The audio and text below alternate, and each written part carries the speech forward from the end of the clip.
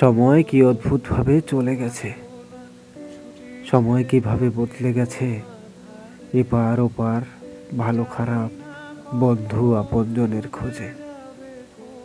মানুষ মূলত ধরা দিয়েছে তাদের প্রয়োজনে। অসহায় হয়ে যখন দিশেহারা হয়েছে, তখনই চেয়েছে পিছে। কেউ একজন আছে তার কাছে, সব চাওয়া পাওয়া হবে এই ভেবে। অথচ মানুষ বোঝেনি কতটা কষ্ট, কতটা বেদনা নিয়ে এই পথে একা একা হেঁটে গেছি। কেউ কোনোদিন খোঁজও নেয়নি কিভাবে আমার হারানো বসন্তগুলো বিষাদে চলে গেছে।